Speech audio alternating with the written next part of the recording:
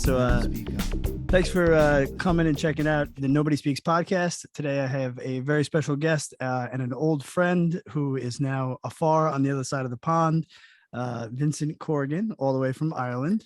Top of the evening to you. That's right. It's evening over there. It's like later afternoon here. Yeah. Lining up times and stuff was is a fun one. I think the most I've had to line up was like West Coast, East Coast. Okay. Yeah. And now I'm like, oh wait, Ireland. I'm like, how far ahead is that? And you're like 5 hours. I'm like, all right, cool. I could do that, man.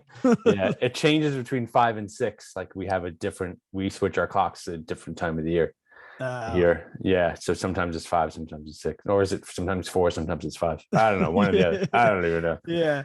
So I'd kind of put it out there on the social media world about wanting to talk about the Book of Boba Fett now that it ended. I know there were some podcasts that were doing like every episode and everything, and I was like, that's a little bit too much. I kind of wanted to absorb the whole thing.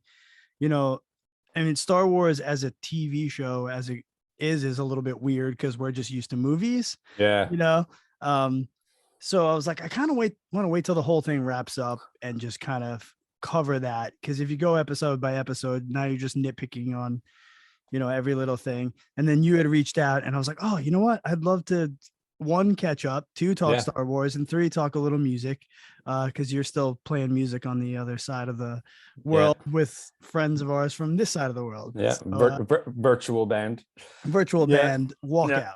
Yeah. Right? Yeah. It's good. We started doing that like, right when like coronavirus hit, I think, and I was talking to Tom, and like I tried to do some solo stuff, tried singing. I put some songs out there. I did like an open mic night one night in Galway at Nerves, like just singing and playing, and I never did it before. And then like because I just once I realized Tom like had the same setup with Logic on the Mac, and I did, and I'm like, how can we do this? And so we just do it through Dropbox, and we started writing songs, and we tried to get like a live drummer at first, and that didn't really work out. And then we tried a different singer one time, that didn't work out. And then I figured out like how to like manipulate the kind of the drummer tracks in Logic to sound a little more real, a little more like distorted, but like it's cool. Amazing how far you can go with the digital drums now. It's crazy. So I kind of got it to sound like it was my brother Tommy was just figure out how to do it. Yeah. I was sending him stuff. He's like, if you just figure out how to do the drums, and then you don't have to wait for people anymore. Like because tracking drums is a lot harder to have somebody do at home or at a studio. I'd say it's a nightmare. Like forget it. We tried stuff, but and then figured out, and then started sending stuff to Tom, and like it just went really quick. Like we were like, oh, we have these songs, and then Joe Ciato was just like, why don't you ask Tia to do it? And I was like, okay. And I just messaged her. She was like, yeah, I'm down. And she was like, wrote the songs really quick. I just like put it into Bandcamp then and sent it to her, and she did, I think, the first bunch of songs just with a mic like this. Really? Yeah, and it actually sounds better than like the last couple of things. I found like the quality was like better than like a USB mic she got plugged in, because we're just trying to kind of keep it simple, not buy too much gear and all this. Not go crazy. And that sounded cool. Yeah, so we're up to like 12, 13, 14 songs, and we have another 3 songs now we're waiting on vocals for, and I'm just putting them out like 3 or 4 at a time. So I'm kind of into that whole thing. Like my buddy Sam Hoyas, he does that with his band Playing Dead, and I feel like almost the day of the full length is kind of past. It's like people's attention spans are small when it comes to streaming. I think there's an over flooding almost sometimes of music, because there are times I'll open up Spotify and I'm like, what do I want to listen to? Yeah. The fact that you have everything, I could sit there forever trying to figure out, it's like when you stream through Netflix, what are we going to watch? So sometimes there's this over floodedness. So it's like when you give it in the small spurts, and, I can put on one of your EPs and it's like blow through it on my drive to work. Yeah. It's a lot more, it sticks a little bit more. Yeah. So I find it's cool too, because then you can have like 3 or 4 songs that have like a theme or a tone, and then you have 3 or 4 songs that are totally different. And then I think that's what we're gonna go for.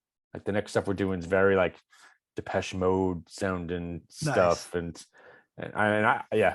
So yeah, we'll see. Yeah, I mean, it's got a really great sound to it.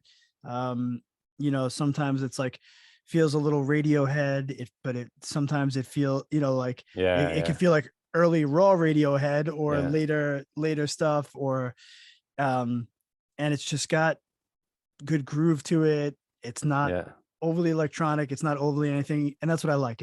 I could tell you guys are just writing songs that are good. You're not trying to sound or be something. No, as we get older, we just write, yeah that was all those ways. Like me and Tom, like I tried to do some music with some people when I came to Ireland, is massive. Everyone here knows how to play guitar. Like it's crazy. but almost like in a different, like they know how to play guitar, right?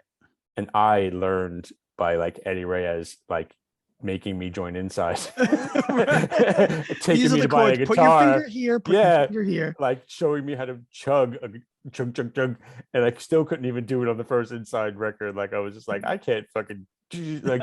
I still like, and so that's how I learned by like playing with them, and then when like Eddie left, and then like got John and Inside, and then when I started writing more songs than before, because when Eddie was in the band, I never wrote anything. Eddie wrote everything. Eddie and Tom. And then I finally was like, I think I could write some songs. And I think John came over to my house, like when he first joined the band, and we wrote Stumbled on a Penny on an acoustic guitars in my parents' living room. Wow. Playing a song that I had and playing a song that he had. And it just went like, and we were like, oh, and that was like, oh, I can write song, like I can write some stuff. I can do this. So like it was cool. Like that one full Inside album was just like written in a way that nothing I think that we ever did before or after that. Like it was written. It was just weird. Like that was a crazy experience. Like I mean, I will always circle around to Inside. Whenever I'm talking anything music, Long Island wise, obviously, because it's like, you guys were my favorite Long Island band. We got the tour together. I got lyrics from a song tattooed on my leg.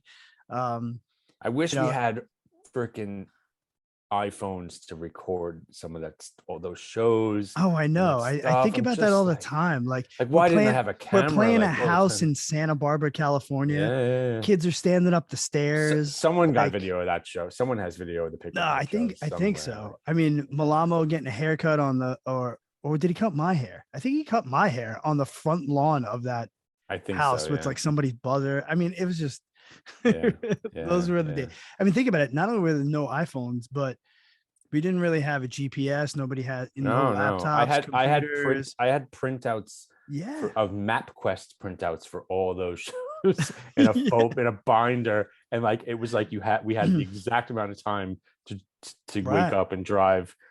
But when we did later on we did Blood Red tour, and I don't know if we did 2 Blood Red tours, and I think one of them was with Dearly Departed for most of it, which was really funny. Like it was really weird to tour with like Malamo and another band, right? And we played in like Baton Rouge when there was like a serial killer on the loose. Oh my God. It was like weird. It was a weird tour, but kind of but cool, and some other crazy stories than that. But after all those Inside tours, when we did the Blood Red tour, I started like Artie Philly was with us as well. He printed like badges. Funny, crazy stuff happened on it. But I gave everyone money to eat every day out of the money we were making for the shows, which we never did that on any of these tours before. Yeah. But then we got to like Kentucky, and we're on Initial Records, and Andy from Kentucky like, so you want to settle up for those CDs? And I was like, oh no. I still think we didn't pay him for those CDs. Like we never like, I don't know what happened with that, but I was just like, every day it was like per diem, and everyone got their money for food. Right. I was like, fuck it. I was like, screw it. Like we're like older. Like let's just enjoy this. But like, and Blood Red was like we were playing to like no one. It was like hilarious. Those were the days. Yeah, it was fun then.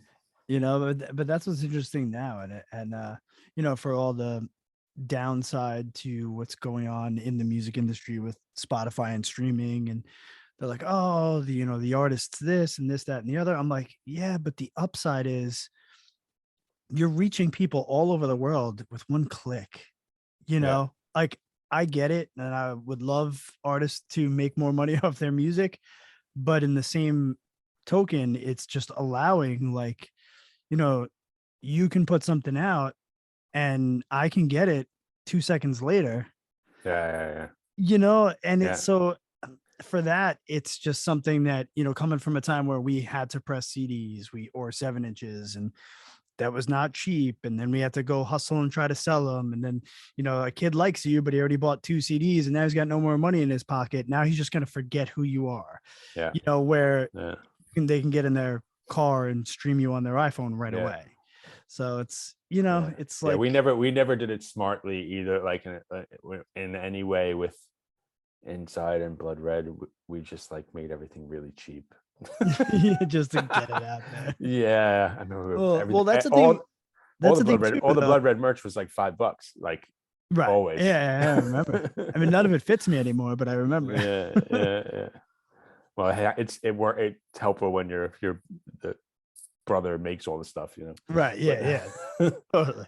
Yeah. But it was like, even with Inside, 7-inches to Wall Drug was pretty much a collection of of EPs or 7-inches, or whatever we wanted to call them then. 45s. Yeah. But yeah, I mean, I'm dying to have that on streaming, because it's like I go to make a playlist and I'm like, go-to songs. I go to grab Stumbled on a Penny and I'm like, oh, I can't. Some of the Redwood stuff's on his like Bandcamp. Right. Yeah. Well, there's talk about like, discography stuff for Inside and stuff, but it might be a long time away. But yeah. But well, if you need something to make something happen, you let me know on this side. I'll take care of stuff. Okay. I got a guy. I know somebody. Yeah. So Walkout, you guys have, your EPs.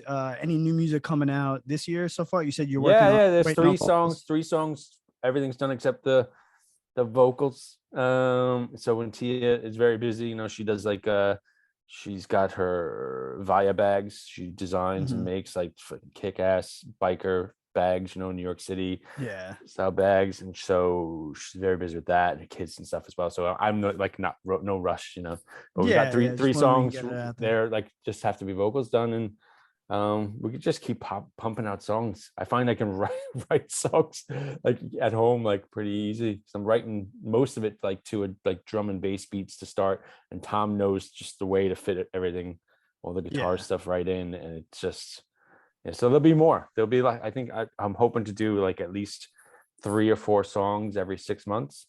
Okay, cool. Like keep it going, and eventually try to do like a show sometime in New York. Figure out how I would do it. Might have to either get a drummer to do it or figure out a way to sample some stuff. I don't know. Right. Yeah. And because we've never played together and physically. You never and even like a lot of the guitar stuff Tom will do. Like there's some of the songs where Tom has done the guitar tracks, and I've just been like, I got an idea, and I just flipped his entire guitar track backwards, and that's the song. Oh wow. Yeah, just like, oh, this sounds cool. Like like we're just like if it sounds like a little too rock and roll, just flip the whole guitar track upside down. Yeah, so it's a lot of like that kind of bits and pieces of stuff that we don't know how. Like even some of the first songs, like I don't know how I played those songs. Yeah. Dude, I think about, I could put out a double album of all songs that I've written that I've forgotten.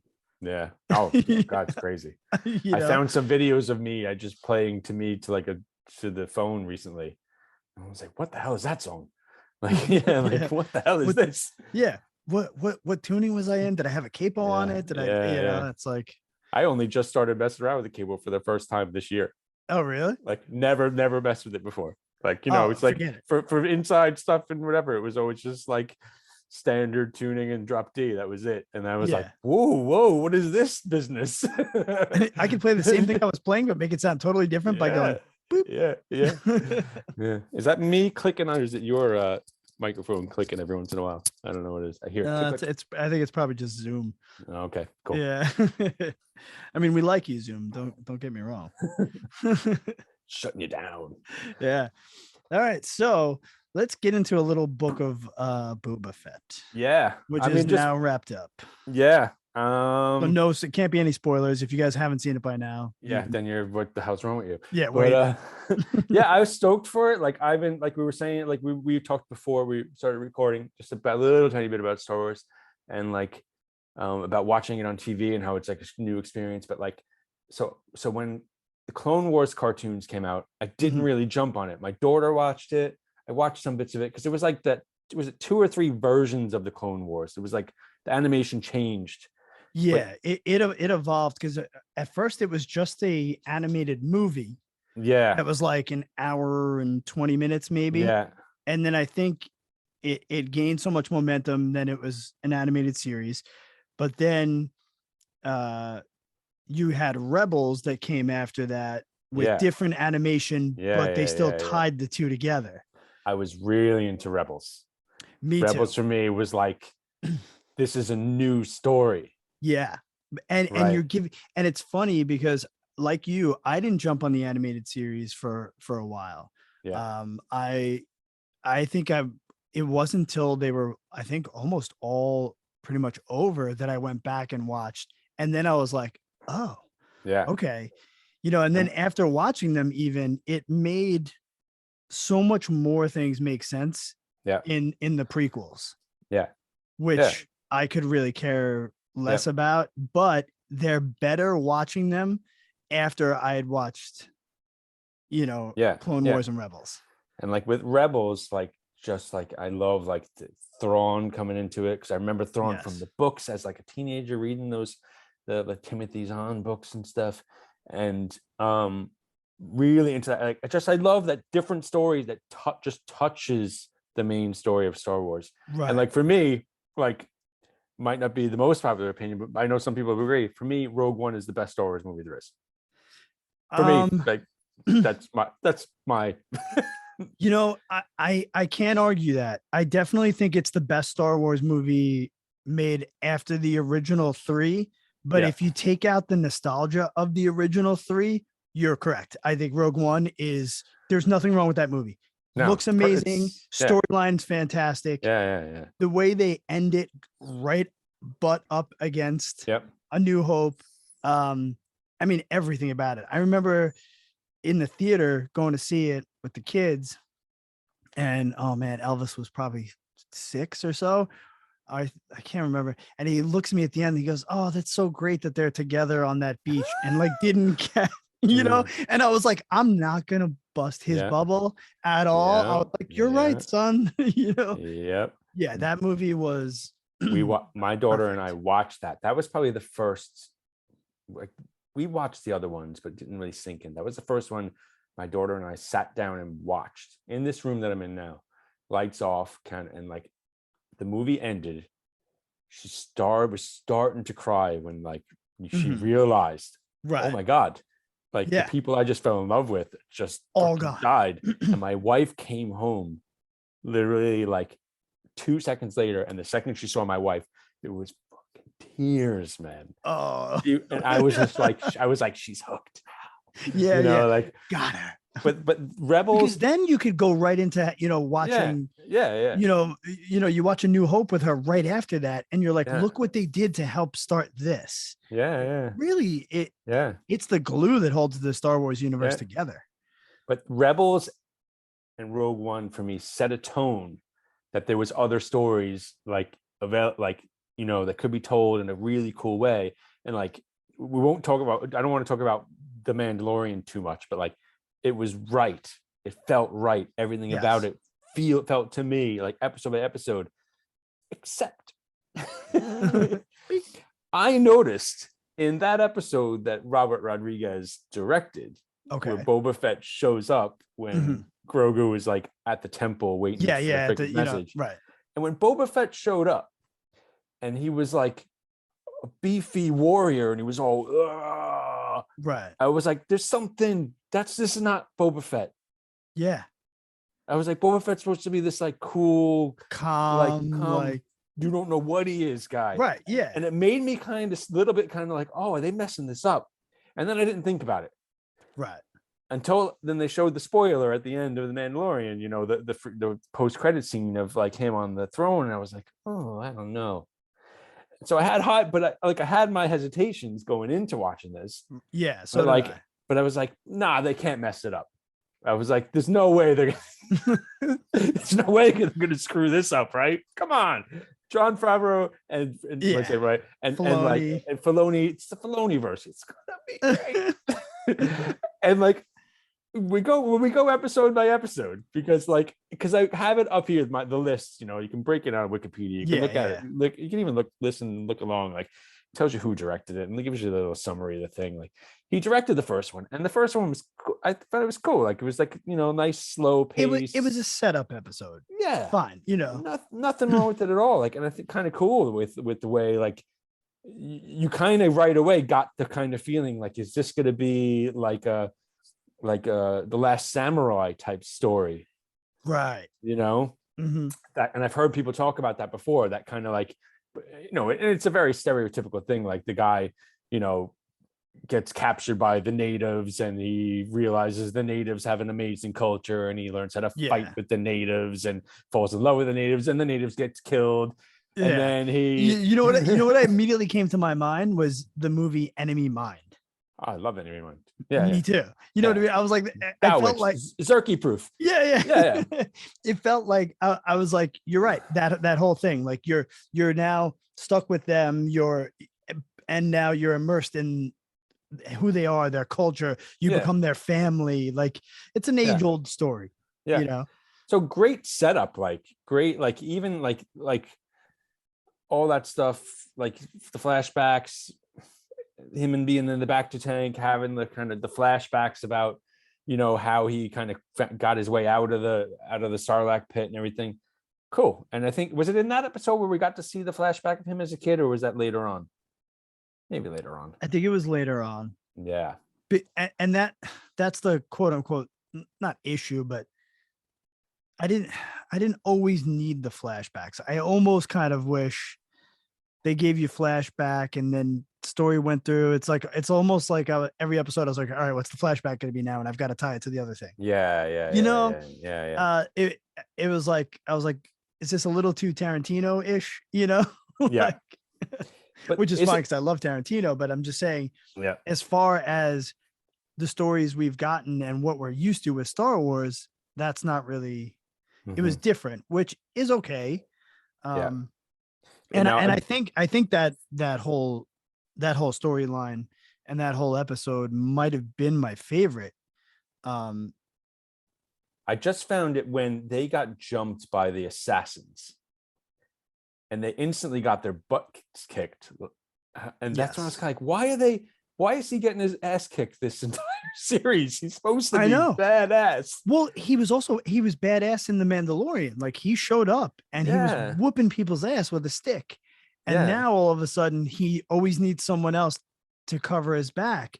Now being, you know, this lone bounty hunter, he didn't have camaraderie. Now all of a sudden it's camaraderie or death, you know, like, and I also, there's so much. I know that we'll get to stuff in later episodes of things he says, even in the story. I'm like, this doesn't make any sense at all. But well, I mean, let's be honest. What do we really know now? If we just stick to films and animation, what do we really know about Boba Fett?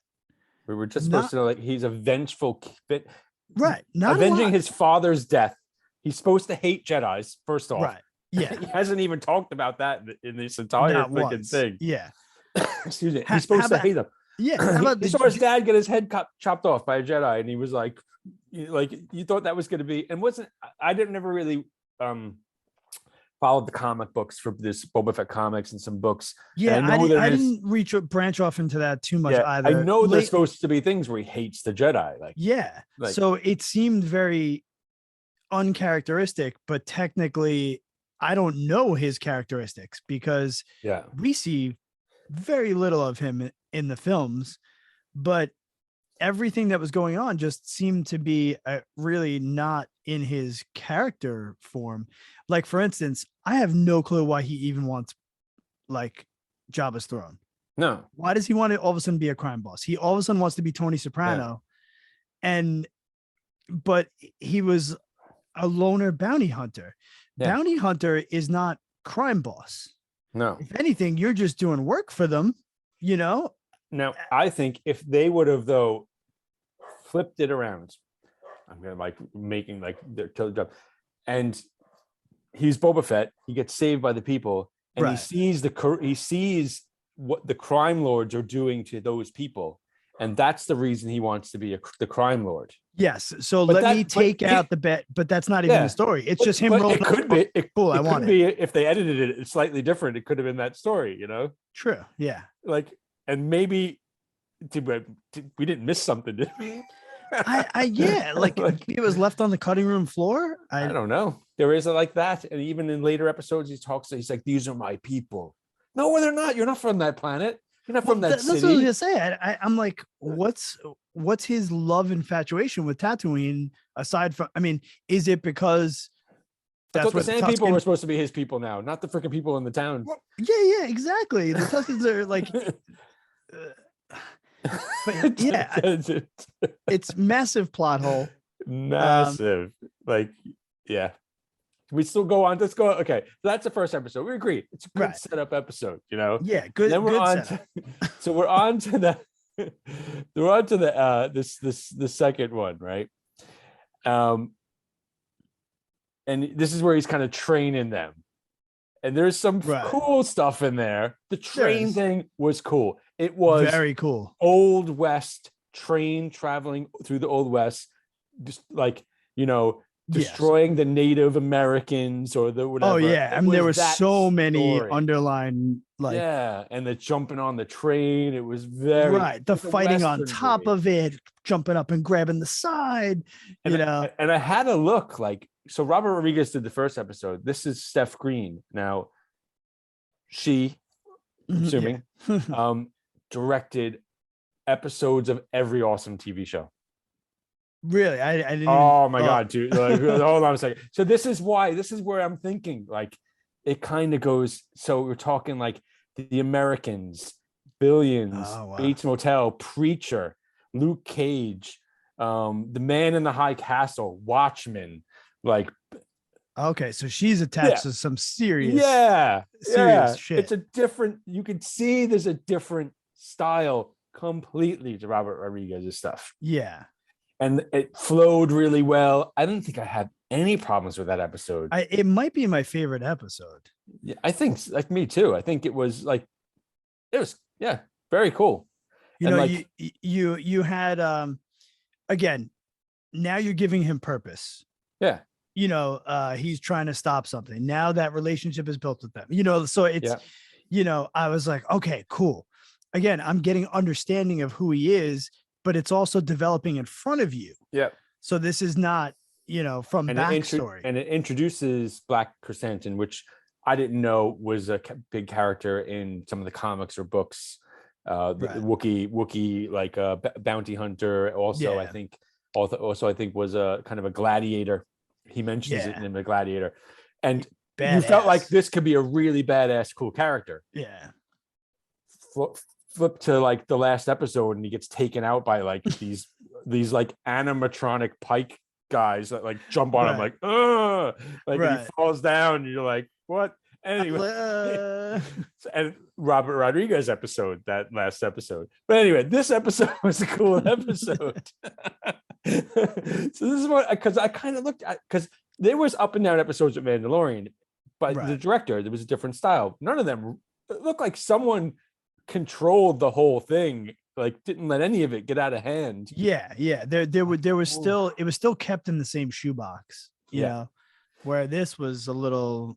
And in this, like, too, the Pike Syndicate seems like a cool, mysterious, who is the Pike Syndicate? Who is it? Like, and I was kind of thinking back to, like, you know, some of the stuff that's in the Solo movie, which was really cool with like the crime syndicates, even the stuff in the in the Rise of Skywalker, was it the Rise of Skywalker, the one when with Han Solo, and there's like the 3 crime syndicate gangs, right? Yeah, like yeah, Han Solo, like that's cool, like that's cool stories you can go into. Yes. So I was expecting Pike Syndicate, some cool badass like thing like that. Yeah, not like these guys are just like running around. Like anyway, like I was like, what am I expecting? So like there was cool stuff, and the gang, the stuff when he went in and kicked the gang's ass in the bar, that was awesome. Yeah, I think great there is scene. some kind of spoiler there. There's 2 characters in that bar that are from. They're supposed to be friends of Luke. Right. Yeah, I've read that somewhere on like Star Wars fan Instagram page. Yeah, there's like they're like there's a connection with Luke and his old friends from home or something like that. Yeah. That episode reminded me of like a scene in a Steven Seagal movie.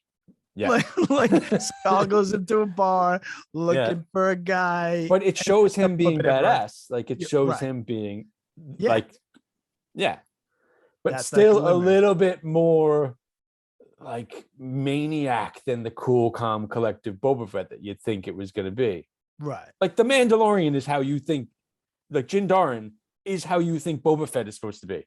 Yeah, I was reading an article. Actually, it was in Forbes magazine had put this article out, and they were talking exactly like that. They were like, "Why is the Mandalorian exactly what we've always felt Boba Fett was?" And Boba Fett is now this character that we're like, "What's going on with this guy?" Yeah, So I almost wonder if you reversed how these came out, how people would feel. Would it be different? Because we don't have this expectation of a man wearing Mandalorian armor that we all fell for, that we're all like, this character is fucking amazing, So, and it's interesting to me because why didn't Disney and Star Wars want to lead with Boba Fett? Was it a thought? Because you gave us a storyline with a guy wearing that armor. Were they too afraid to dip their toe in that water? So I'm very. I think with Dave Filoni though, he knew from doing those Rebels and those Clone Wars episodes that all has to do with Mandalore and Sabine Wren, and like my cat's name is Sabine Wren. Nice. and my dog's name is Ezra. So Ezra Bridger, I'm praying. I'm a huge fan of that stuff. Yes, I'm really hoping we see Ezra somewhere coming up. It's gotta happen, because if you're looking for Thrawn, you're gonna find Ezra. Exactly. And he has, anyway, go watch Rebels if you haven't watched it. It is. Oh yeah. Stop what you're doing and go through. I'm thinking of going through another watching of both animated series soon. I never I tried watching Clone Wars, but I found Rebels to be really captivating stuff, and especially I think Rebels for the Ahsoka series coming out for the next series of the Mandalorian, because all those characters were all in Rebels. All of them were. I think there's some really dope stuff is going to be there. I mean, that's what also made me like jump off my seat when I saw Cad Bane. I was like, cool stuff. Yeah. Who's the other bounty hunter in Rebels? The guy that's kind of like a spider. Oh yeah. What the hell's his name? He's cool too, but he's dead, isn't he? Anyway, he's dead, isn't he? So the speeder bike stuff's really dope. But that's not this isn't the episode where he takes revenge on them, right? Because that's later on when he gets fooled into thinking, So again, next episode is a Robert Rodriguez episode, the chapter 3, the Streets of Mos Espa.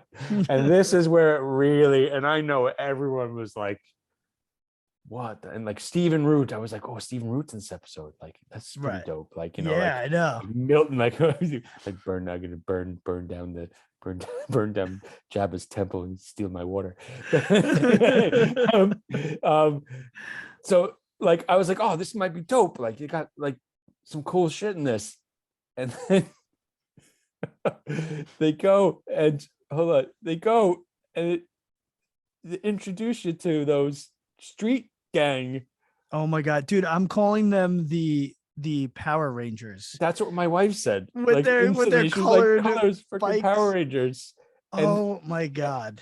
and like, I kind of made me think back to like, didn't Robert Rodriguez do like Spy Kids and like, I was just like looking at it and like, Yeah, because I mean, when you think teenagers in or young people in Tatooine and you know yeah, racers and everything, we think Luke and we think of all that stuff and how he built it, and everything there is gray and flushed out, and yeah, it's sand and it's beat up, and yeah. now there's these shiny fluorescent Now there weird was stuff Vespas.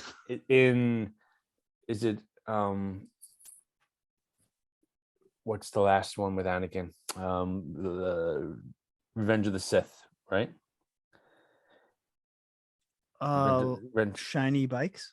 No, but when they go to the bar, Oh, the guy's like, "When I get you some death sticks," and Obi-Wan's like, "Yeah, I don't want to sell me death sticks." They kind of show that futuristic thing, and I know George Lucas had he started a show some like in the past decade or so that was the underworld of Coruscant. Oh, And really? there is like like mock-ups done of it, and it's all like this shiny biker gangs. Huh. And I know people always like to throw back to like George Lucas and American Graffiti, when it's all the race cars. Race cars. So I think they were trying but to you gotta like remember, this is also a universe that just ended a war, though. You know what I mean? Like, so I'm also thinking like everyone's poor. I mean, this is also why crime syndicates were able to step in, because now you don't have the Jedi, protecting people. You don't have, there aren't stormtroopers everywhere monitoring what everyone's doing. Yeah. So it's like you kind of got your freedom back, but it's kind of it's a poor time for the universe because you've just been through a whole war. Yeah. So, I'm kind of like, does it fit there? Yeah, it's odd. And evenly, if like I don't know if you see them. Do you see them riding the bikes in that episode or not? Because I know when they ride in their bikes in that final episode, you do see it in this episode. It just looks terrible. Yeah, it is the quality of them, and like some of the episodes he did is not like on par with The Mandalorian at all. No, it's not. You know what it felt like? It felt like you were at Chuck E. Cheese with your kids and they're riding a little machine through a green screen that you then look on a bad computer and it looks like they're flying through outer space. And it felt to me like some of the things that I didn't like the most about the prequel trilogy. Right. And like, I saw Phantom Menace in the movie theater. I thought it was pretty cool. But like looking back as an older, like being a bit older, it's very, but I mean, the Wookiees are very, quirky and whatever as well. But like, this reminded me of like, that whole Dex's Diner scene in Attack of the Clones. Yeah. Like there's like weird when it really misses the mark, the animation and when the animation and like the acting and the story all misses the mark at once. It's just like, what are you doing? Like there's scenes in the prequels that are like that, where like, the whole thing, do you know the ones this is like the benchmark is that scene is it Attack of the Clones where Anakin and Padme are sitting down and eating, and like Anakin makes an apple fly over to her and she like cuts a fake apple out of the air and like eats it. Yeah. And I can't get, like, for me, that is one of the worst things in all of Star Wars. I think most of that sequence made me want to throw up. I think even when they were sitting down and laying it out, even like the waterfall in the background looked. And didn't he just murder a whole bunch of people 2 days before that? Didn't he just murder a whole bunch of Tuskens like 2 days before that? Yeah. And she's like, "Oh, Annie." Much. Yeah. Oh, I love you. Yeah, I love you. Wipe that blood off your face. It's all good. Yeah. Yeah, but like that's the benchmark for me. When like the acting, the special effects, and like the story is all bad at once. I can like, because there's stuff in like the original movies where like, there's the snow monster kind of guy attacking Luke, right? And they've tried to fix it like 3 times, and it still looks terrible. But like, but who cares? But even now in the digital stuff, like when Han Solo jumps over Jabba's tail, that CGI Jabba that got added later when it became digital, I still have trouble watching that. Okay, because I knew. That's the first time they tried really redoing something that was that was bad. Yeah. But have you seen the clips of Jabba the human? Yes. It was like a barbarian looking guy. He was like a human dude. Totally. Like a fur vest that was Jabba the Hutt. And they put the Jabba over him. I mean Jabba is iconic now, so I guess they did it right, but he was scary. Jabba was scary. Right. Right. So I don't know if the furry vest guy would have been scary. Yeah. So that episode, like with those things, oh my god. But even in these episodes though, and even characters that I do like Fennec, her dynamic with Boba Fett is very strange to me.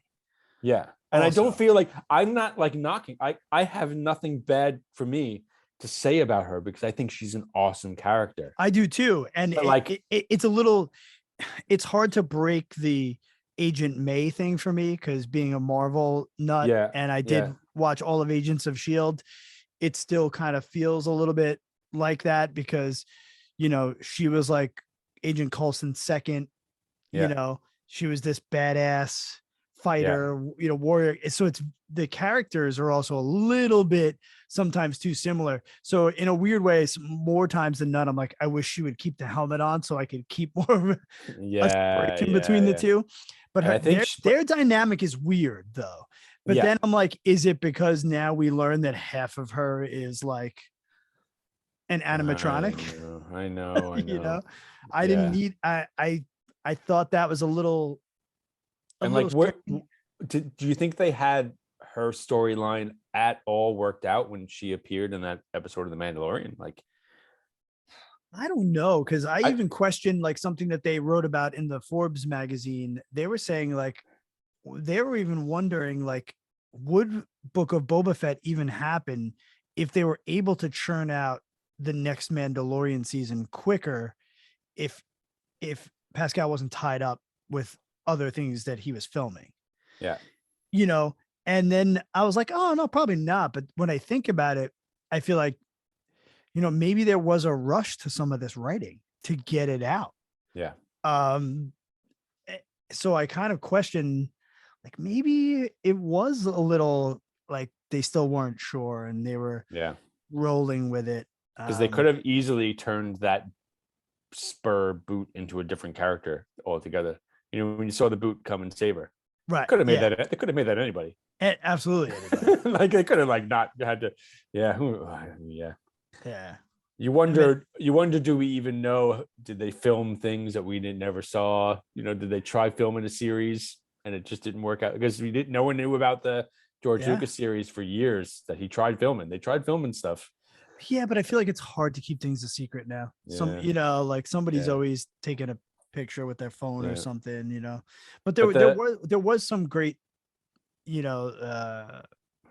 well, I mean, that's getting into further episodes where we do get Mando in it. But we'll get to that in a second. But this episode, I don't want to jump the gun. The twin stuff, the twin, that was kind of really cool seeing the twins,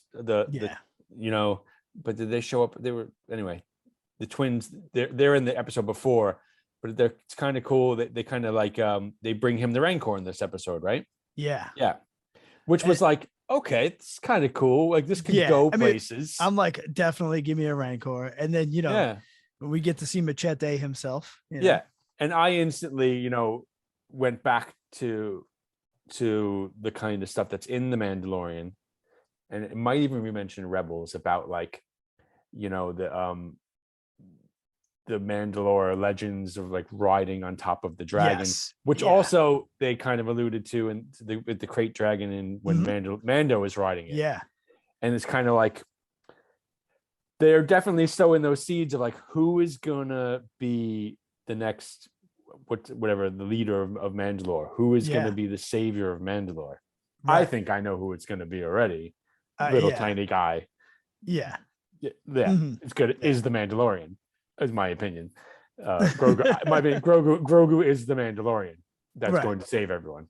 He's the Jedi. He has Jedi powers. He's a foundling. Right. He now has Yeah, it's got Mandalorian armor. Yeah, I think they're setting it up for that. But we'll see. Yeah. So there's cool stuff in this episode. I mean, like the that stuff's cool. Like except for the after the biker gang and stuff, you kind of feel like, oh, this could be set up for something cool, But then like they kind of just don't ever go back to the Rancor until the final episode. Right. Yeah. Like you don't even see him walking in and spending time with him to the point where he could be riding him. You don't see, like, let's say someone coming across that does cross him. Like, he didn't feed anyone to the Rancor. I'm like, come on. No. You dropped people down that hole in this, but never while the Rancor was there. Yeah. Why? Like, you could have had a throwaway character that he fed to the Rancor easily. Yeah. And then we also again see this softer side of Boba Fett where he releases, the Wookiee at the end. He's like, hey, cool, you can go your own way. You know, like, yeah. But then the Wookiee ends up, but then the Wookiee's just hanging out in the bar, like, and rips the guy. That was kind of cool. He rips the guy's arms off and stuff. Oh, so yeah.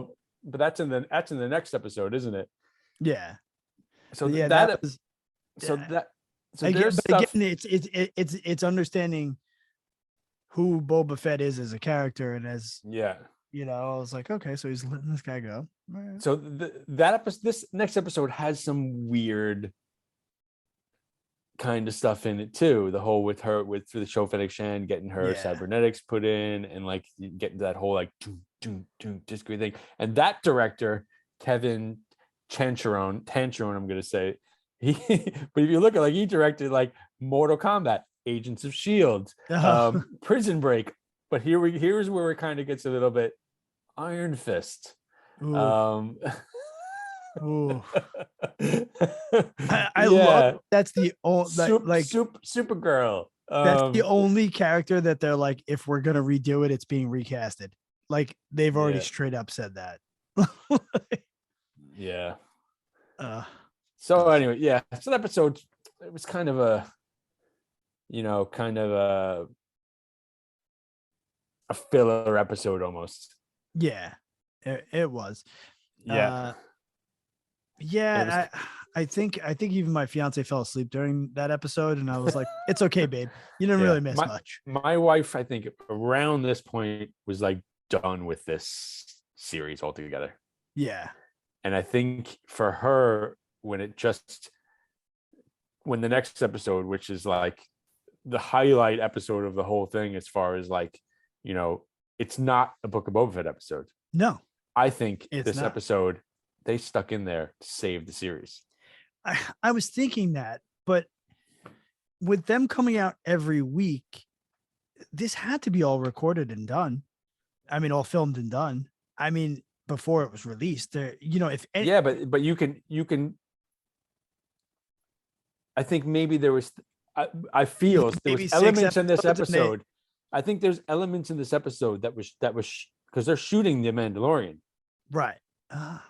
That was shot for The Mandalorian, and they knew something was up with this series, and they needed to put something in there. Was it that, or my thought process on that? I had said this to Melissa. I wonder if they gave us that because there is all this, like, if Grogu's not going to be in the next season, were they afraid that people weren't going to tune in for those episodes? So they were like, all right, let's just answer their question in this so that there's more hype for that, but I think there's already the hype there because of its success. I mean, they already changed, like, literally because of how successful it was. That's why you're now getting new episodes of things on Wednesdays.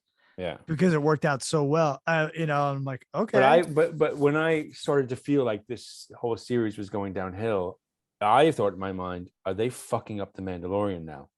Right. There's less people good, like, and I almost feel like this was meant to. I almost feel like this was meant to save it. I just still get a weird kind of feeling because well, maybe even as they were watching those first couple episodes back when they were finished being editing, they were like, all right, we're going to have to do something, like maybe added stuff. You're not going to reshoot everything. You're not going to rewrite Yeah. everything and let the fan base down. Because the quality even of the cinematography felt totally different. Yeah. Well, it really tied now more to the later films because we're now seeing the temple, being built. We're seeing the school being built. We're seeing, and I tell you what, they do a better job with CGI'd Luke than Luke actually looked in the Christmas special. That was actually Mark Hamill. Yeah.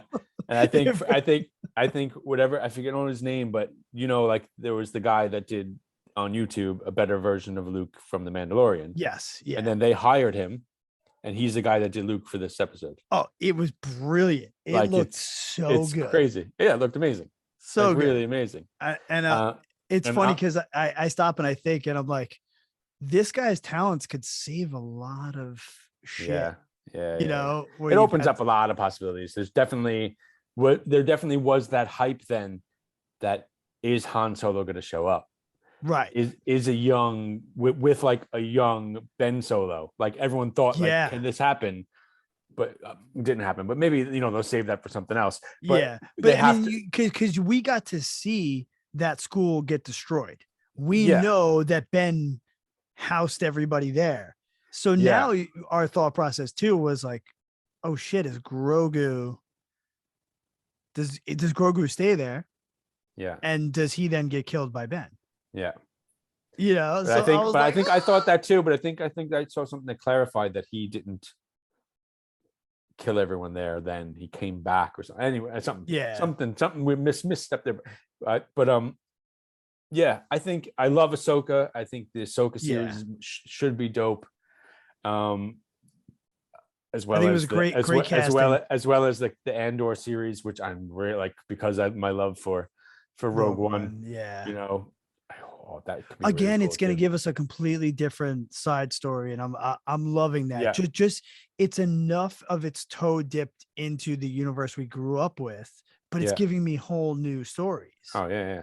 Because what I think, like, okay, so they're showing the Luke stuff, which is really cool. I think just for a bit of thing, I think that and one of these series can go into, in Rogue One, where like people just like the whispers of the Jedi. Are they Jedi? Like, there's like, and like you see all the Jedi, like, like statues knocked down. There's no more Jedi's left, but people still talk about them. Yeah. Like, we need some of that feel.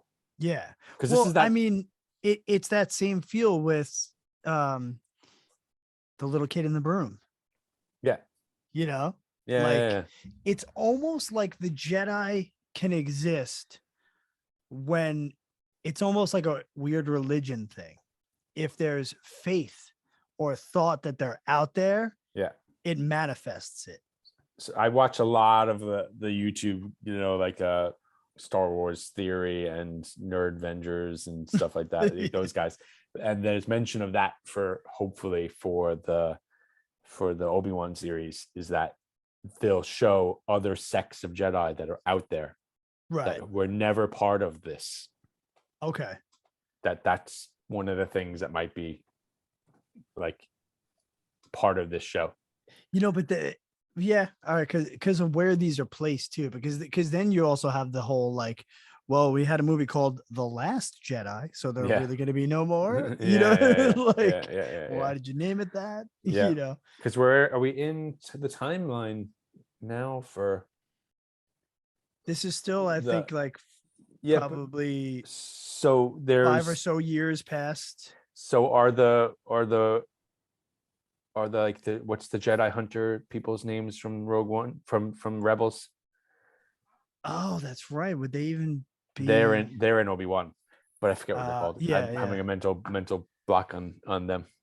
But anyway, so we go back to this show. I know it's so hard once you open the Star Wars box. It's like him getting the starfighter, that was pretty dope, because like that was a cool starfighter from there was some, like, as much as like I knock the the prequels, you know, this like thinking back, some of it was pretty cool. Like, you know, no, it was, but you know, and maybe again, had I never seen the original 3, I mean, there are people out there that saw them in the natural order. Yeah. And there's almost, I don't want to say a jealousy to that, because you don't have this bar that was set. You don't have this attachment to characters and to feel and to everything. But again, yeah, like you said, I remember when we were younger and like going to see it in the theater, but it was the first time we saw a new Star Wars movie in the theater. Cause you know, we were in diapers. we went to like the midnight showing of Phantom Menace and stuff. Yeah, I remember. I remember seeing Doug Northwick dressed up as a Jedi or something. Or that could have been Lord of the Rings. I don't know, one of those two. I don't know. I went to midnight showing of all that stuff. But there was cool stuff like Bryce Dallas Howard. Like some of the episodes she did of The Mandalorian were awesome. Like the ones where he's defending the small town. Yes. You know, like she knows, like, and her father is Ron Howard. Like, come on. Yeah. Like obviously. Richie Cunningham. Yeah. But she definitely got she can direct some good episodes. Like, oh, absolutely. And I think it was dope. And I think that they pretty much nailed the kind of Jedi Temple stuff with Grogu with the decision like pretty well. Yes. It's cool seeing him being trained. That you realize he's actually older than you really think he is. Like you really come to accept he's actually a lot older, and he knows more stuff that he's probably forgotten. Yeah, that was cool seeing him get that flashback, and that whole scene was like, I mean, that was lip service. Yeah, that was literal lip service to the fan. It was. So we still don't know who saved him. Right. We don't know when he supposedly has like these dark years where he doesn't remember what happened. So I mean, who knows? Maybe he was being used by the Empire. I mean, for DNA. I mean, they showed that with the kind of those dark troopers in that episode, and they showed there was some bodies in those tubes and stuff. So they are definitely like drawing that direct line to the sequel trilogy, right? With the cloning of the Emperor, like, and making of Snoke, and that might be cool. In one of these shows, Snoke shows up, because we're getting to that point where there's going to be a young Ben Solo, there's going to be a Snoke, and Snoke is a very underutilized badass character. Yeah, they just killed 100%. Off. They just killed off. They're like, by the way, maybe they get Andy Serkis back to do the voice again. You never know. Yeah. But it's an cool episode. And then we're on to the Cad Bane episode, which for me, this is my favorite episode. Yeah, now that I think about it, well, yes, but I almost again feel like it wasn't even a Book of Boba Fett episode. Yeah. I love the sheriff. I love Cobb. I mean, Timothy Oliphant, I always say his name wrong. This was the perfect role for him because, he was in Justified. I don't know if you ever watched that. Oh, yeah. One of my favorite shows ever. Yeah. Yeah. Justified, and his character in Justified and his character in did you mention it just now? The other show he's in, where he's the marshal.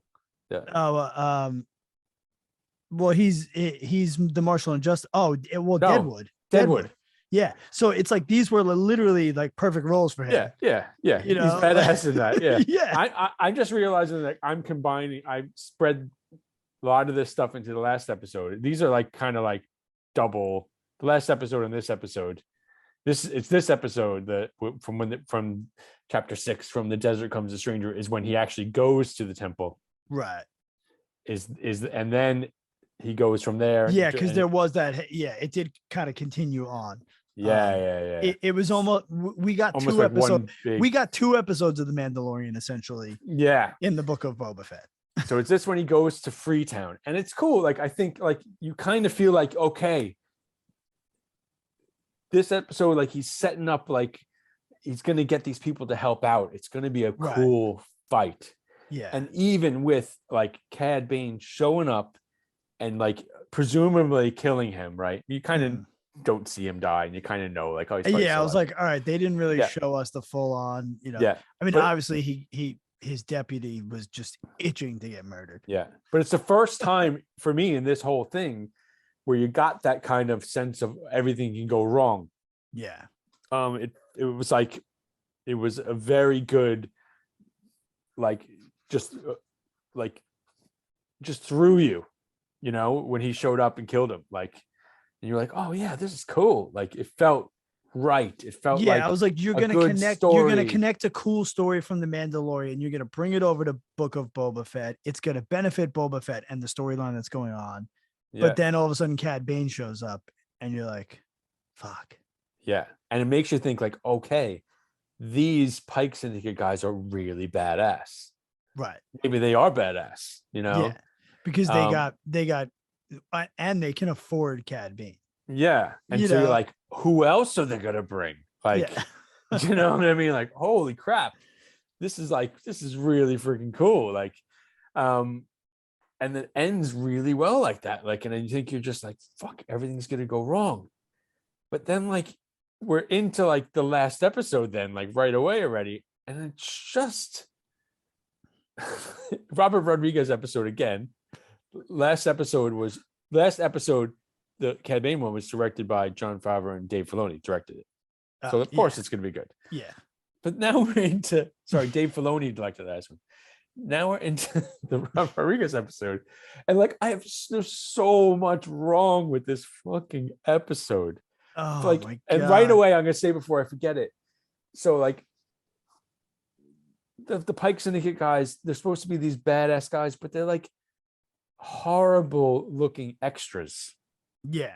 Like even someone background leftover dudes. And someone, like, I saw a review or some post where like, does Robert Rodriguez realize the more he like stays on one shot, the more you realize it's just a bunch of actors standing on a set? Like, it's just like like there's just these long shots, and like they're fighting the Pike Syndicate and like having these conversations while they shoot, boom, boom, boom, like these meaningless conversations. And then you have like the biker gang shows up, the biker cool scooter kids. Yeah. And then the people from Freetown show up, and you're like, okay, the people from Freetown, this might be a cool fight, but they're like useless. And like there's like a teenage girl. It's like a handful of people too. And there's like a teenage girl, which you've never seen before in the entire show, except for maybe the background. And then you have the girl who's in the scooter gang. And suddenly there's supposed to be this relationship with them where they're like talking about buddying up and going to the top of the building to shoot. You have my gun. And you're suddenly supposed to care about these two people. And they like stays on them for like 10 minutes. Yeah, it was kind of weird. I don't know, like what. And then you have the scenes with them, and your man, he's like suddenly like they're cool, and he's like flipping around with this gun. He does that twist with his gun. The one guy off the. I'm like, what do they do? Like what? And then like they only really utilize their jetpacks for like a moment, and then it was like, oh, yeah. And again, they're getting their ass kicked right away. Like they're getting their ass kicked right away. Right. Yeah. And then Black Chrysanthemum gets tackled by these freaking guys. Like all I kept thinking was, okay, you've got a couple guys up on the building, fly up to the building, shoot the one guy, and then you're on the building, and now all of a sudden you have a high advantage. You don't have to stay down here being shot from every angle. Yeah. Fly up. Like I was like they should have thrown like a mixture of different hired mercenaries and not put those like guys in there. And then comes the big robot, and a cool throwback to all the prequels with the destroyer. It was very cool to see them. Yes, I remember Yoda battling them, and in the animated series, which was like they're running right up to them, right? And he like sticks the the one guy, Black Chrysanthemum, sticks his arm through it, and like just the fighting scenes and like the directing of it, I just found it was like the biggest disappointment for me. But of the whole thing, and they looked good, but it just wasn't utilized right, and it missed the mark. Yeah, and the reunion of Grogu and Din Djarin was such a letdown. Yeah, it should not have been in that setting. In the it looked like a stagecoach. Like he should have showed up if at all, with that fighter like jet to save them. Right. Strafing the city. Yeah. And or it could have been a post-credit scene where you wait and then suddenly he's sitting there and then he suddenly like shows up. Like, right. Well, also R2 can now fly a starfighter. Yeah. Well, you program it to go wherever. Yeah. I guess. I mean, I think, still a cool scene. You know, we're not gonna say that that's a far-fetched story. With all the other really far-fetched. He is the most consistent character in the entire Star Wars universe. He's been on every planet. He's been everybody's droid. Yeah. He's helped everybody. Yeah. You know. But just there's so much in that final episode, which and then when he goes and he's talking about like staying in where they are instead of returning to Jabba's palace. And I didn't understand, like, what's happening? What's going on with this? Yeah. Would you rather have a showdown in the middle of a blown up club? Yeah. Or like, again, if you got to the palace, you would have had the Rancor, which obviously he then goes and gets. Yeah. And he's talking about honor and his people they never built his people. Yeah, but they never laid the groundwork for that. They never, like, once he, became family with the Tuskens, like, that should have been his family. That should have been his focus. Right. But now suddenly his honor and people are the people that Jabba used to forced to be his slave. Like, I don't get it. Like, I don't understand his reasoning behind wanting to be the leader. I don't understand his thought process. Yeah, you're right. Of protecting them, or there's something written wrong there. There's a big something missing. They're missing a key element to make you feel for those people. Right. Like if it was a fight in Freetown. Right, because I would have felt it. Know those people. Yeah. If he was helping protect them because Mando was protecting them and they've got their thing. But there was no interaction between him and any of those people in the city showing even a positive or negative relationship. None. Yeah. Like, but the people just walked around with fruit on their heads, and like he was just like walking by, like, I'm Damio. Like they never had any kind of, like, they never even, like, you could have showed like the people coming with their like this normal day people coming with their complaints, right? To the thing, but no, they just had like one or two other like politicians. Like there was the people that did that quote unquote complaining were the kids. Like, he's charging us too much for water. Yeah. And all of a sudden he's like, okay, well then join my gang. You charge them less for water. Cool. I was like, yeah. All right. There's just missed opportunities there. And just for like, I don't think Robert Rodriguez was the right person to do this show. And I just think. And I'll tell you what, I think a lot of the backlash is probably going to make it where you're not going to see him do another Star Wars. Yeah, I'd say no. I'm pretty sure I can say that that's not going to happen. Yeah. Because I mean, we've seen Disney is very quick to try to correct what they feel the fan base is going against these days. Yeah. At least they try, you know? Yeah. And that's why, some people, it was that major complaint that they were going to have Star Wars. But for me, I was like, why? They're going to make sure that it keeps going. They have enough money to do it. They have enough power to do it. Or someone said like, oh, they're Disney they've Disneyfied Star Wars. Someone even I know said that. And I was just like, you remember the Wookiees, right?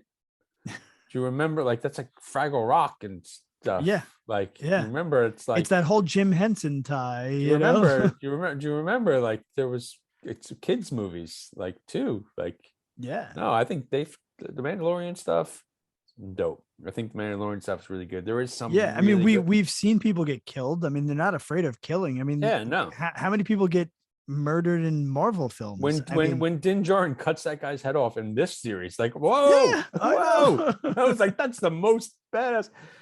Yeah. Okay, we mentioned something about the Mandalorian, like, because like it's Disney, right? And that episode they did with Bill Burr talking about the planet he's on being bombarded from the sky. The one where they're sitting in the bar and he kills the captain or whatever that guy is. It's one of the most amazing for me scenes in all of Star Wars. It was like, so it good. Becomes like a real, like, I would say political, but like a real, like, serious that's the most serious topic or conversation that's existed in all of it. Even like where it's like, you betrayed me, you were my brother. No, the thing of him saying, like, that episode of Bill Burr is incredible. So good. And like needs some more of that, because I don't care, like, just do some more of that kind of stuff and throw it in there, and I'm all for it. Like, overall, I'd say serious lack of character development in this entire series. They just decided to. I think they thought the idea of Boba Fett could carry the whole series, right? And it didn't, because if Mandalorian didn't show up and you didn't have all that, I would be shitting all over this series probably. Yeah. So some of those storylines in the Tusken storyline and seeing Cad Bane kind of saved it, as it still was an enjoyable experience for me to watch. But when you're going to compare it to The Mandalorian, or even the thought of Ahsoka and the thought of, all that we're about to see. I mean, we're about to get, Ewan McGregor. Yeah. Like, there's so much to look forward to that I think is going to exceed it. It's going to sit so low on the list of good, but still, bad Star Wars is still better than a lot of things. But I would say it just gets a passing grade for me. Yeah, same for me. And I just kind of, I wonder, will they use Boba Fett in the future shows like anymore? Like, I just don't know. Like, I wonder, will he show up? Is it definitely going to get another season? I don't know, but they're definitely Mandalorian is headed for Mandalore. Yes. There is, who is the rightful owner of the Darksaber? Who's the rightful ruler of Mandalore? Because I mean, it even got touched on, in this series again. Yeah. He got challenged. Yeah. For it. I mean, now he has to go do what he needs to do to be a Mandalorian again. But he still has the Darksaber. Yeah. And like, there's going to be all those Mandalorians are going to come back again from the Mandalorian series. And they mentioned, they set you up. They sell, that you can, is they talking about like a spring or a falls? There's a place you can go. Right. They're setting you up like for all the things that have to happen. Is it to give up the sword or something? You can claim the sword if you get it, if you go to that certain place. Like this, I'm just looking forward to that stuff. And I just hope that they don't really focus on Boba Fett anymore. It's really, I just feel like it's tainted the whole thing. No, I think it's going to get another season, because still the character has so much fandom. Okay. Has it been confirmed for another season yet? I don't think it has. Okay. But I am definitely hoping not hoping we see it, but I think we are going to see a big showdown with Mando and Bo-Katan. Like things, what are some things that you're looking forward to for them to connect to the sequel trilogy? Because that's what they're starting to plant all those seeds. Right. There's unanswered stuff for me. Lor Santeca, the guy at the beginning of Okay. Rise of Skywalker. Yes. That Kylo kills. Mm-hmm. Like, who is that guy? I know there's probably stuff in books, like, but there's got to be some cool. There's got to be some Maz Kanata stuff. I get that the books are part of the universe, but I don't. I disregard them. For me, it's what I physically can see and watch, whether it's animated or or real. But I think we could see some of those characters starting to show up, like like Maz Kanata. Like, there's a whole history of her with Han Solo. Yes, there's gonna be all this things you can do with Han Solo, and the character of Kira from the Solo movie, who's still alive somewhere. I don't know if I want to see too much Han. Okay. What about Kira from Solo? I wouldn't mind that, but I didn't love Solo. Yeah. I didn't hate it, but I just felt like I liked it more watching it a few times. Really, I think I need to dive into it again. I do, because a lot of my problem with the movie was you basically wanted to show us all these little things that Han Solo mentions throughout the movies. Yeah. You could have just given me a movie. I didn't need the whole thing. I mean, fine. Give me how he got the Millennium Falcon. I'm okay with that. But I didn't need everything. Yeah. I didn't need the race. I didn't, you did show me some cool characters that I'm like, okay, but I don't really get to see them again. So you're right. Maybe we do tie that in later. Maybe she'll show up in Obi-Wan, because that's the time frame. Yeah. Because in Rebels, when Obi-Wan finally kills Maul. Yeah. Spoiler alert. Many times he's been killed. In End of Solo, she's going to Jabba. Right. So, like, there's definitely some cool stuff hopefully happening there. I can't wait for Ezra stuff, Sabine Wren, like that whole crew. Do you think that's going to get entered in Ahsoka? Yeah. And Mandalorian. I think we're getting Mandalorian before Ahsoka, aren't we? Yeah. Yes. I think you get a lot of that. You get some of the Mandalorian.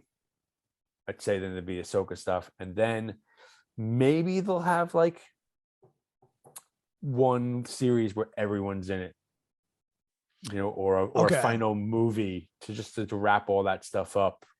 Right. Kind of like a Marvel Universe type thing. Yeah, like well, Avengers type thing. They kind of did it with the series when you kind of put all the Jessica Jones and Daredevil and everyone in one series. Yeah. It had Iron Fist in it. I know, he ruined the whole thing. Was that the Defenders, wasn't it? Yeah, it was so bad. It was better than Iron Fist alone. Yeah. That was so bad.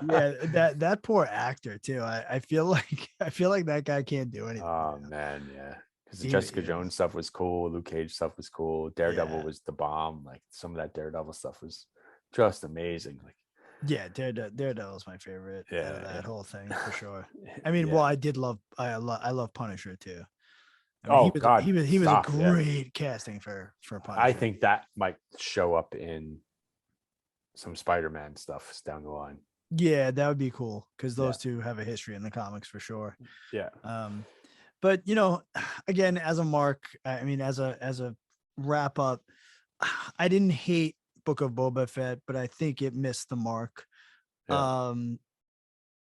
I'm hoping it's not a hint of things to come in disappointment for the future shows. But again, I don't think that's the case, because once you added the Mando storyline and Grogu into this was the best part of it all. Yeah. So there is still good there. I think Filoni and crew is going to look back and see where stuff was missed. Definitely. So I feel like they're going to be able to learn from the mistakes, because they're trolling the internet, reading and listening to everything we're saying about it. Yeah. They are. You can't stay away from it. Yeah. So, and you know that stuff's getting brought up in meetings, I bet. Oh yeah, I'm sure. I'm sure. But I think it's tough because even as far as excitement, like what show are you excited for most out of the confirmed ones that we know are coming? I'm gonna say Andor because I don't know what the hell it's about. Okay. And I don't want to know. Yeah, I think I think when it comes, I'm not gonna read about it on purpose. Right. That's a world, I think, which is gonna be, who knows what they're gonna throw into that. Yeah, they can do. Who knows what kind of show it's gonna be. Like Diego Luna is a cool actor, like, and it's gonna be some. Absolutely. I don't know who else is in that show. I have no idea who else is in that show. Don't know anything else about it. Like, didn't even read the casting, nothing. Maybe Jimmy Smith shows up, like he shows up in every other thing as his one character, probably. But like, I think that one, because I'm afraid that I'm afraid that Mandalorian might be fucked up from this. Like, I really am just, yeah. I'm gonna, you know what? I'm not even gonna like look into these like Mandalorian. I'm not gonna try to look for spoilers or things. No, me neither. I try to avoid all of it. I want to be just surprised now. Yeah. And like, I think if I read into it, I'm just gonna be like, don't make that just like, you know. I think this is for me. I think this has actually scarred me a little bit. Yeah. Because I was really looking forward to like a final episode that like tied it up, and that final episode just did not deliver for me.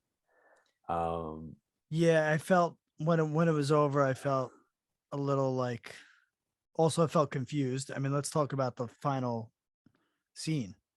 Yeah, I'm like, well, okay, why are they showing Vance alive? I don't. Why?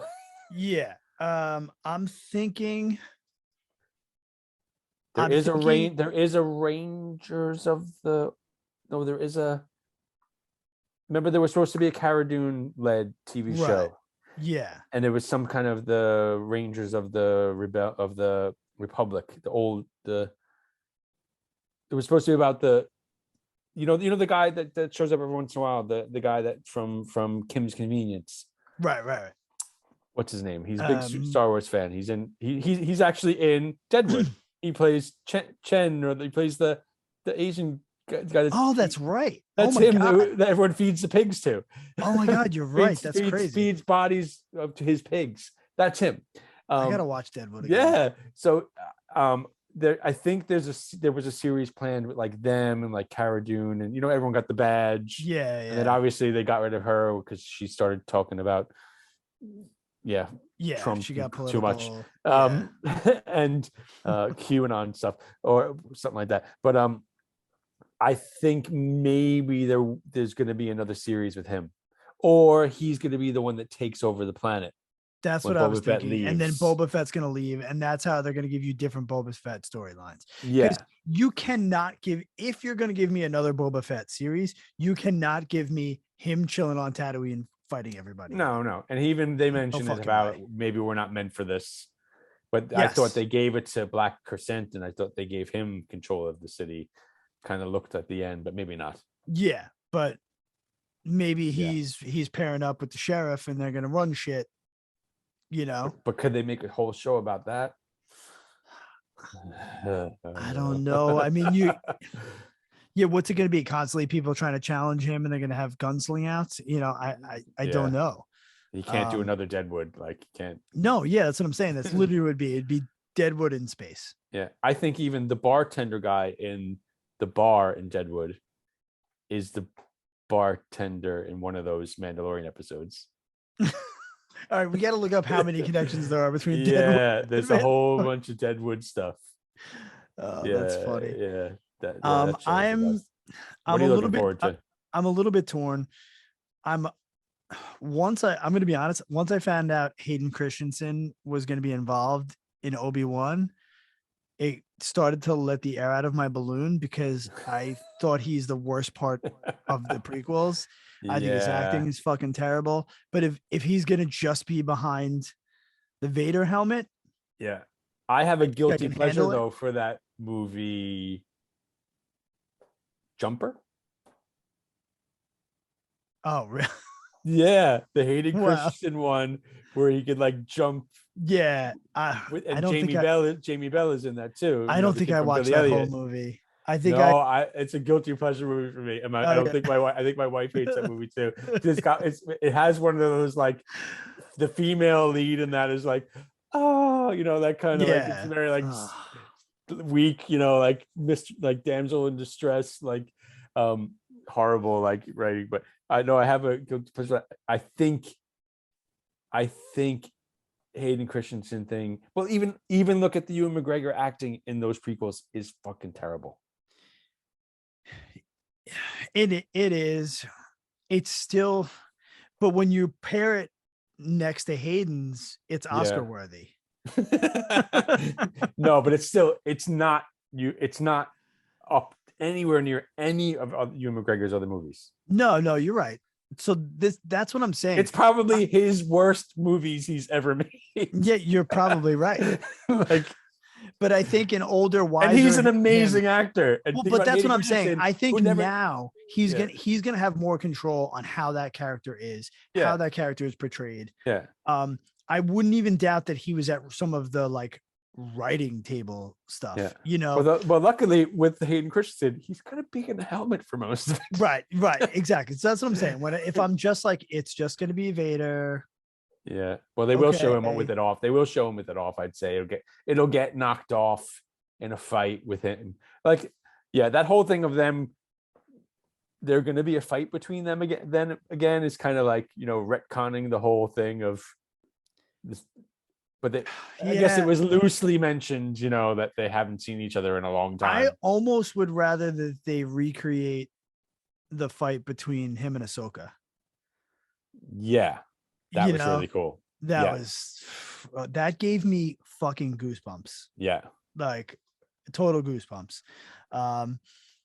But I think as much as I really want, and I have these amazing expectations for Obi-Wan, I think Ahsoka is what I'm looking forward to most. Okay.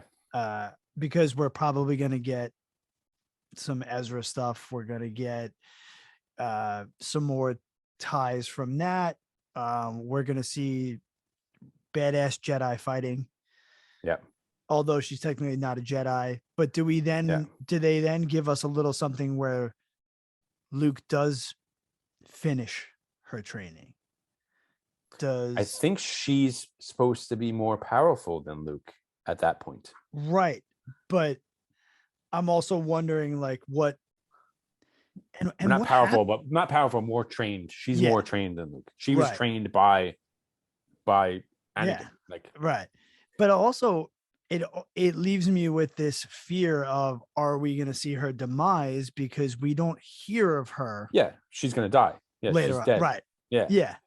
We don't know. So or do they go off to some other place like Ezra disappeared? Is Ezra dead in the future movies, or is he and them someplace else? But isn't found a whole nother galaxy where shit's cool? You know? But isn't Ahsoka's voice supposed to be in those voices to Rey at the very end of the Rise of Skywalker? Yes. So I guess that does mean, well, not necessarily, because we now know that you can move your consciousness. You could do everything. It's space. Jedis could float through outer space like Leia. Yeah. I mean, it's the name of those guys that are going to show up in Obi-Wan, the Inquisitors, that's it. The Jedi Hunters, and they're being casted, and I've seen some of the actors that were casted as them, and it's going to be really badass stuff. They got proper people that are like martial artists and like crazy fighters to do those roles. I mean, what's good about this whole thing though, it is the fact that we're even able to have these conversations right now. Yeah. You know, it's fun, man. The possibilities for Star Wars to continue the legacy that it has since the 70s is wide open. Yeah. And we're getting it in different platforms. We're getting it in different storylines. Yeah. We're letting technology now really kick it off. So we're in a good place. Yeah. You know, And it came all at the right time with like, lockdowns and everyone just being at home. Oh, forget about it. I mean, Mandalorian was one of those like saving graces to just sitting home and. Yep. Are you stoked at all about you Lord of the Rings fan or? I am. Yeah. I'm stoked about the new series. I am too. And I just almost died laughing when I saw people complaining that there's going to be like black dwarves and like female, and why do the female dwarves not have beards? And like, do you realize it's fucking, there's dragons and fucking. Yeah. Like, do you realize it's all made up shit? Yeah. And it's funny. I was just talking to a buddy of mine at work. I was like, I think I'm due for a rewatching of the 3 Lord of the Rings movies. Because believe it or not, just because of the way that television is, the Hobbit movies are on, I feel like, so much more frequently recently. And my mom was saying that in the States they're on like all the time. The time. But the Lord of the Rings movies aren't. So it's like I have to go get my DVDs when I want to watch those. Okay, yeah. But the Hobbit movies are fucking on cable nonstop. Okay, yeah. And I don't hate them. I didn't read the books. I'm not going to try to bitch and complain. And even books that I've read and movies that I've watched, I try not to make those comparisons. They're going to be different. You can't fully recreate a book into a movie. Yeah. Okay. This has never happened it never will. It's a different thing. So I like the Hobbit movies. Mm-hmm. I like the Lord of the Rings movies probably a little bit more. And then I think this series is going to be just, Yeah. I mean, every day with technology, stuff grows more. Yeah. We just series watched. We can really get more character development. We can really dive into shit. Yeah. We just watched all 3 Hobbits in the past few weeks, and we're like just finished maybe halfway through the 2 Towers. Like we go through series, and then my wife and daughter, more so me, will go through and watch, because Disney Plus is great to have all the Marvel movies in the right order, Yeah, my son and I did it. I think we cut out a few that really didn't matter, but we did them in timeline order right up until we went to see Endgame, the Endgame. Yeah. Eternals. Oh no, I'm gonna be honest. I got 50 minutes into Eternals and turned it off. Yeah, it was weird. I did not. We watched it we watched it for the first time a couple of weeks ago. Yeah, but leading up to Endgame, we watched all the movies. My Elvis and I went through all of them in like the right order. Yeah. But yeah, that's what's having Disney Plus. I mean, if there's nothing on, I know I could turn it on and watch anything Marvel or anything Star Wars by going boop, and then just sit down is the best. And now we're gonna get all those Marvel Netflix series. I mean, I have Netflix, so I had them, but I'm okay that they're going to be under the same umbrella. Yeah. I'm not really rewatching any of the series though. I think I'm gonna do Daredevil and Punisher again. Yeah, we've definitely seen those, but I mean, of the new Disney series, I love Loki, but I've only watched it once. Yeah, like I was insanely surprised with how much I liked Hawkeye. It was good. It was lots of fun. It was lots of fun because you don't really care too much about the character. I think they okay, when I saw the trailers for it, I thought her character was going to be like a teenage girl, right? Like, and it wasn't. Annoying, she's like a teenager. college. She's like a badass, like older chick. Yeah, and you're black just like, belt and archer. But I don't know, with the marketing, were they trying to go for like a younger audience? They made it seem possibly like it's Kate Bishop is this character, right? They made her seem in the trailers like it was something. It was a different show. Yeah. And it was like serious kind of show, like him having his flashbacks and seeing them putting on the Captain America play and stuff. That was good. It was good writing. It was a good show. It was very good writing. Yeah. There was no down point. I mean, God, when Daredevil hit the screen did you see Spider-Man? Yeah. When Daredevil hit the screen in Spider-Man, and when we saw Fisk in Hawkeye, just the connection of everything for me has been fantastic. And that's something that I think now, like you're saying, we're getting in Star Wars. Yeah.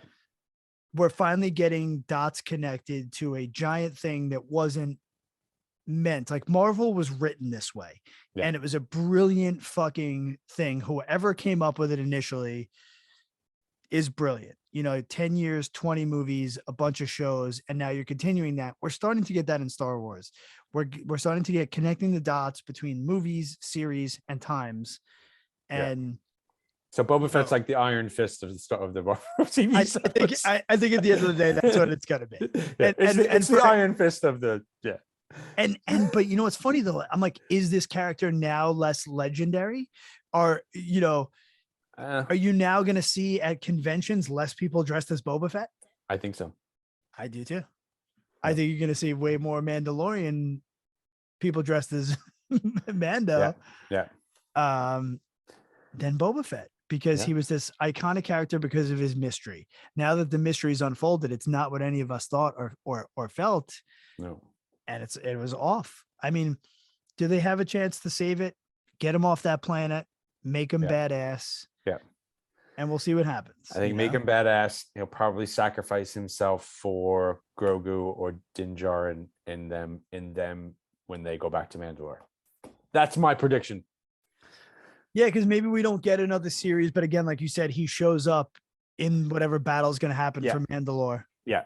I don't think they can make the Mandalorian show go for too much longer. One more season, maybe, and then it'll be like one more season of that. It'll be like 1 or 2 seasons of probably maybe even just 1 season of Ahsoka. And then it's all going to wrap up into some final thing. Right. And then we're going to get a lot of this like side, nothing to do with. Yeah. Because another kind of maybe no one knows what's going. They all think Mandalore has been laid to waste and it's uninhabitable, isn't it? Is it one of the things that they believe? Yeah, so maybe there's a whole nother thing going on there. Yeah, or maybe Thrawn is hanging out there. Oh, maybe. I can't wait to see Thrawn in the flesh and blood. It's Lars. It's the guy that played him, the voice. Yeah. What's his name again?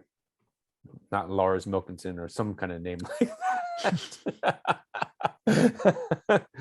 And he's one of the guys. He was in an episode of Sherlock. That's all I know. I'm looking it up now. Let's see. Yeah. Do you ever watch Sherlock, the BBC one? Yes, I did. He's the guy that had all the secrets in his mind. That episode, Sherlock shoots him in the head. Oh my God! Wow. That's the guy that plays Thrawn. Did the voice for Thrawn. The problem is spelling Thrawn. Thrawn. Yeah. It's Lars Mikkelsen. Yeah. Yeah. I can't say that last name. Yeah. So he did the voice. Admiral. He did the voice and he's playing him. That's cool. Yeah.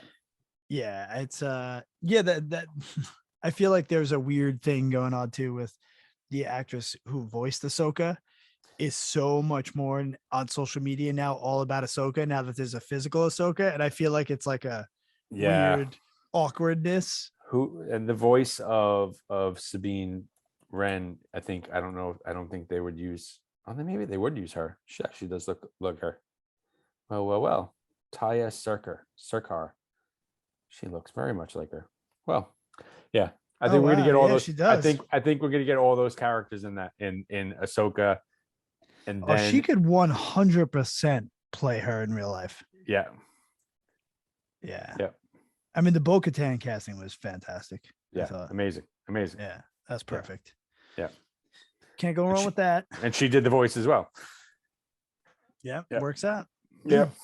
All right, dude. All right. Thanks that for was fun. hanging with me, talking Star Wars and a little bit of music. Well, I can't wait. When I think there's supposed to be an Obi-Wan trailer this week or next week, whenever you put this up. I think there's supposed to be one coming soon. And that's the next series. I'm gonna put this up on Sunday. I'll let you know. I'll send you all the links. Cool. And all that jazz. But I mean, let me know. Hopefully, when you're making it stateside, and if you do come to New York. Yeah, dude. Yeah, you know, I definitely won't be coming for a long holiday this year, but maybe next year. I'm just still trying to wait for everything to calm down. And I know. We were thinking about booking a trip to Italy, and now with everything that's going on, yeah, you're Italy's a lot closer to Ukraine than anywhere else. Yeah, so I'm like, maybe we're not going to do that. So it's unfortunate, but I think we're for our summer kind of vacation, we're staying in Ireland this year. Yeah, just probably just stay here, and chill. And my mother was just here. My mother just left yesterday to go back to the States. She was over for a week. She comes twice a year to visit. Cool. But I haven't been home since 2 or 3 years. Like I was home, I had a bad car accident a couple of years ago and broke my neck. Yeah. And I was home that summer because I had booked the holiday already. So I came home in my neck brace after the surgery. I had bones from my hip put into my neck and all that stuff. So that was scary shit. But I came home with the neck brace on, and it was like 90 something degrees. Oh. And I think I had my first shower since the accident while I was home in my mom's house. That good old Long Island humidity. Bawling my eyes out after taking the shower for the first time because I was like 90 some degrees. I was like in this neck brace, like I went into the shower with the neck brace on and everything. Oh God, stuff. All right, so everybody out there watching and listening, please check out Vinny's band Walkout. You can find them on Bandcamp, Spotify, Apple Music, all that stuff. Just look it up. And thanks, man. This was great fun. I love talking about Star Wars. My daughter was really excited when I told her I was like, I'm gonna go on a podcast talking about Star Wars. Yeah.